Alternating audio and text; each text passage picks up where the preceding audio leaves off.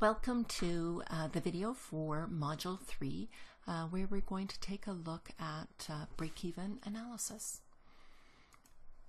So I think everybody's heard of the term break-even point. So what is your break-even point? Well, your break-even point is the level of sales that is going to cover all of your costs and cause your profits to equal zero. So it's the bare minimum number of units that you need to sell so that your profits are zero. Okay, so you're not making a profit, you're not having a loss, you are breaking even. Okay, so there are several different kinds of break-even points. So the first type of break-even point, and the most common one, is what we call the operating break-even point, and it's the quantity at which your earnings before interest and taxes is equal to zero. Okay, so if we were to take a look at what that means, let's go back and think about your income statement, and remember that your income statement is I'll go down here, the next slide. Here's an example of an income statement. So let's take a look at this. So just to go through here, remember you start with your sales and you subtract your variable costs and your fixed costs, and that's where you get your earnings before interest and taxes, your EBIT. So let's go back. Remember, you take your sales minus your variable costs, then your fixed costs, that's your EBIT. So let's put this into a formula where these are some of the variables that we're going to be looking at. So we have Q, which is the quantity sold, P is the price of each unit, V is the variable cost for each unit, and F is your fixed costs. So take a look at your sales. Your sales are just the quantity sold times the price. So it's your Q times your P. The price times really the volume, but in this case we're going to use Q for the quantity sold for the break-even formula. So Q times P is your sales. Now your variable costs are based on what your sales are. So for each unit you've got a certain amount of variable costs. So that's your V over here. So we're going to multiply Q times V to come up with the overall variable costs. So QP minus QV minus your fixed costs, that's F, equals EBIT. Okay, so here's your formula that you're going to start with. QP minus QV minus F equals EBIT. Now what we're going to do is we are going to factor out the Q in front of the first two terms. So bring the Q out front and you're left with P minus V, and then you still have minus your fixed costs equals EBIT. So here's your overall formula. What we want to do is we want to find that special Q where the EBIT is equal to zero. So we'll set EBIT equal to zero, and we'll change Q to be Q star to show that it's a very specific Q where EBIT equals zero. So Q star times P minus V minus F equals zero. Let's rearrange that now. So we have 0 over here. I want to bring the F, the fixed cost, bring the fixed costs over to the right hand side, and then we're going to divide by P minus V so that we isolate Q star on the left side. So we have Q star equals F divided by P minus V. Okay, so this is our final formula for the operating break-even point. So F is your fixed cost, and P minus V actually has a special name as well. It's called the contribution margin, and it's how much of your, if you take here your price of your unit, it's how much every time you sell a unit, how much of that price is going to contribute towards covering off your other costs. Because if each unit has a variable cost, then P minus V is what's left over after you've covered off the variable, and it contributes towards the profit or covering off your other costs. So for example, if the price of a unit is $10 and the variable cost per unit is $4, then we would say that the contribution margin is $6. Okay, so 10 minus 4 that would be 6. Now let's say that our fixed costs were $6,000. Okay, then you have your $6,000 divided by your 6. That would mean that your break-even point was 1,000 units. Okay, so P minus V is the contribution margin, F is the fixed cost, and your break-even point is really just the ratio of the two. Now, there is one other break-even point that we're going to be using, and it's the financial break-even point. And the reason we call it the financial break-even point is because it covers off also your financing. Because you might not just be worried about covering off your EBIT and making sure that all of your EBIT's equal to 0, but perhaps you're more worried about your overall net income balancing out to 0. You want to cover off your interest payments as well. Okay, so that's what we call the financial break-even point, when you set your EBT equal to 0 and not your EBIT equal to 0. And I'll show you how to do that in Excel. Now what we want to do is we want to just go through an example. So let's take a look at, consider the company Spuds and Suds. And Spuds and Suds is a sports bar that only has one product.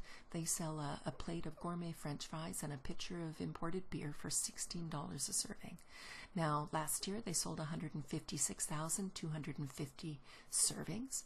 Their fixed costs were $400,000, and they have an annual interest payment of $100,000 that they have to pay each year. So just a small little snippet of their income statement is here.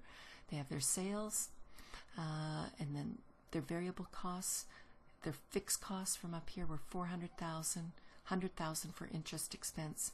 So we have a EBIT here and an EBT, and we have taxes and a net income. So what we want to do is we want to calculate the operating break-even in units and sales, their financial break-even in units and sales, and we also want to take a look at if their target EBIT was 800,000 instead of 600,000, how many units would they have to sell? Okay, so let's jump over to Excel.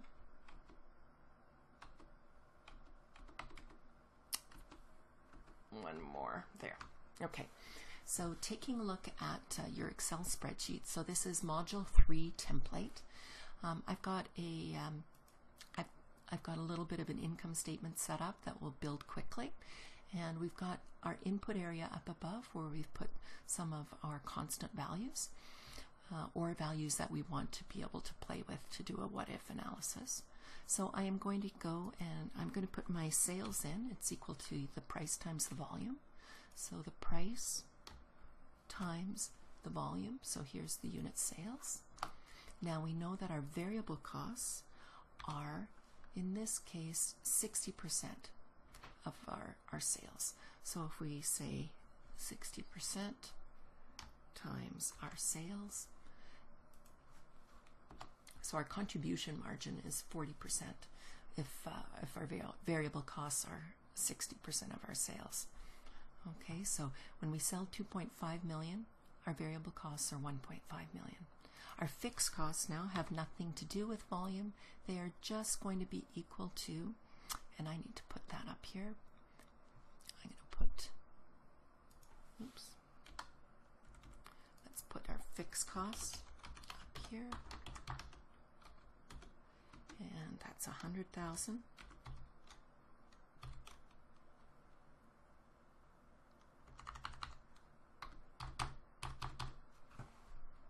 And we've also got our interest expense. So yearly interest expense. Okay. And so I made a mistake there. Fixed cost is 400,000. There. So 400,000 for our fixed costs, 100,000 for our yearly interest expense. And there. All right, so now I'm going to put in our fixed costs, which we've got up here.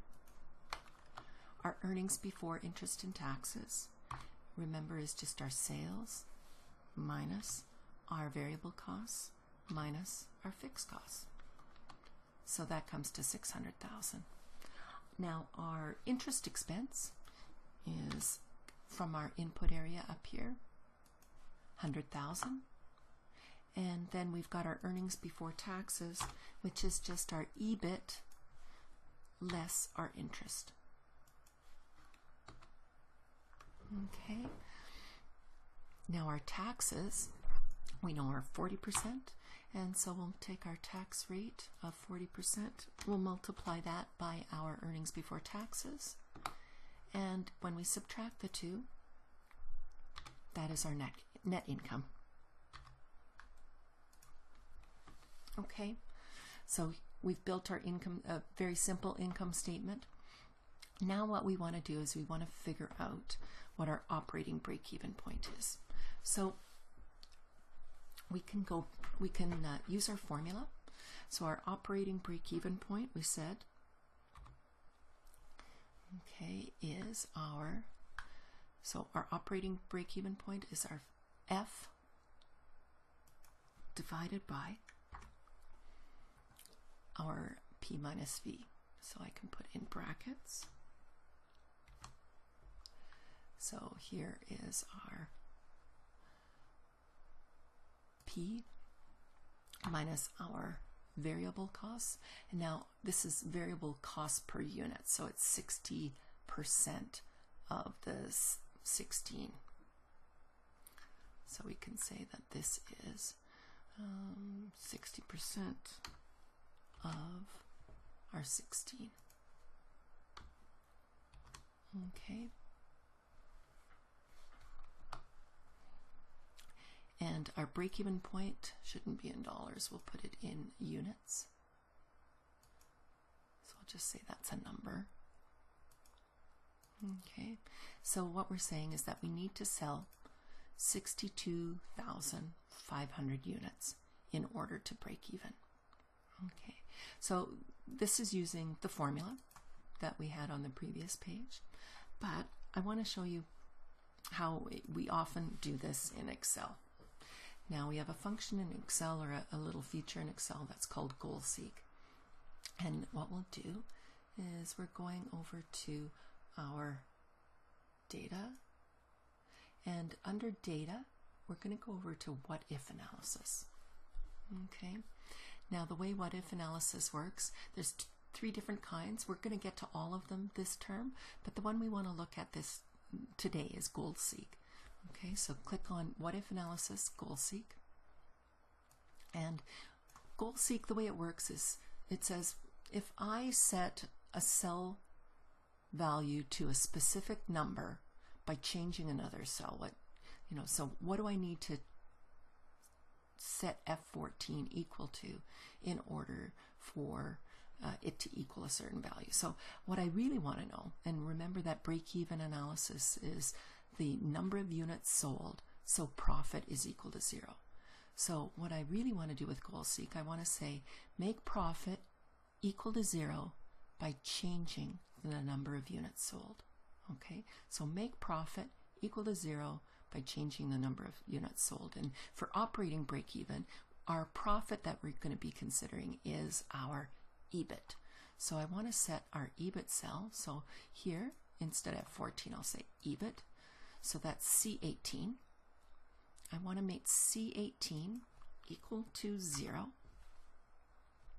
by changing cell. Now what cell do I want to change? I want to change the number of units sold. So I'm going to change that cell, C5. So I'm going to change the number of units sold. And by changing that, every time I change it, I will get a different profit level, but I want my profit equal to 0. So rather than doing trial and error, I am going to click OK. And it will come back and it says it found a solution. And you say, okay, let's take a look at the solution. Well, it goes up here and we can see goal seek found that you need to sell 62,500 units. It's exactly the same answer as we got by using the formula. Okay, so I can put in here the 62,500.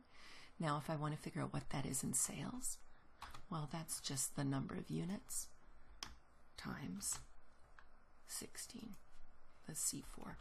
So I need to have $1 million in sales in order to cover off my fixed costs, okay, for my fries. All right, so let's take a look. Now go back. The other things that we needed to figure out was, okay, we have the operating break-even. We want to do the financial break-even next, okay?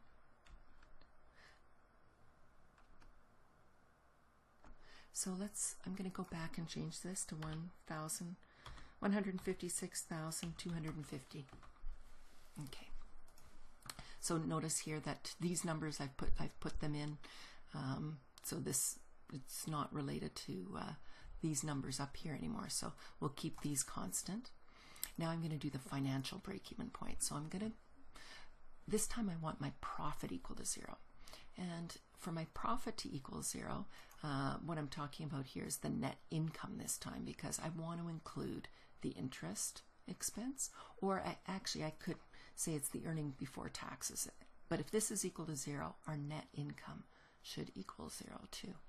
So let's take a look at, and one thing I guess I want to do is my formula that I put in here for taxes.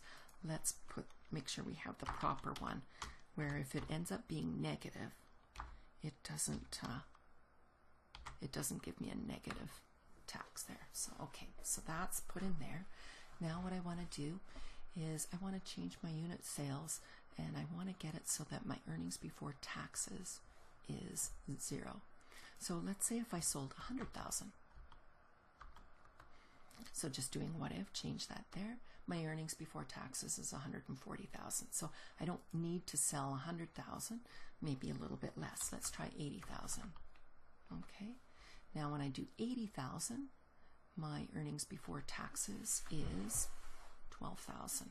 Okay, so I'm still making a bit of a profit there. Let's go to 75,000. Okay, so now with 75,000 units, my earnings before taxes is now negative. So if I were looking at a financial break-even point, I know it has to be greater than 75,000 and less than 80. Now I could keep playing around with this and do, trial and error, but that takes an awful long time, and that's what GoalSeek does. So let's go to the what if analysis again, go to GoalSeek, and I want to set my earnings before taxes this time. I want to set it equal to 0 by changing my volume, or my unit sales. So set cell C20 to value 0 by changing C5. Okay, it finds an answer, and it tells me that I actually need to sell 78,125. So I'll type that in here. Okay, 78,125. That means my sales have to be equal to that quantity multiplied by $16 a plate. So I need to sell $1.25 million worth of suds and spuds. Now, the last one, let's say we have an EBIT target of 800,000. And you'll notice the way it's set up right now, my earnings before taxes are 0, my taxes are 0, net income equals 0. So that's why you can either make your net income equal to 0 or your earnings before taxes equal to 0 in order to do your financial break-even point. To get your operating break-even point, just going back and reviewing, that's when your earnings before taxes, or interest and taxes, your EBIT, equals 0. All right, so you'll notice that when you have your financial break-even analysis, you're covering all of your fixed and variable costs, but you're also covering that interest expense, because you do need to make that interest payment this year. So this is how many units you would need to sell in order to cover all of those expenses. The last one, the target, let's use GoalSeek again. And what I want to do is I want to set my EBIT, so here's my C18. I want to set it equal to, in this case, 800,000. Now you'll notice that there isn't the symbol here that allows me to actually pick another cell.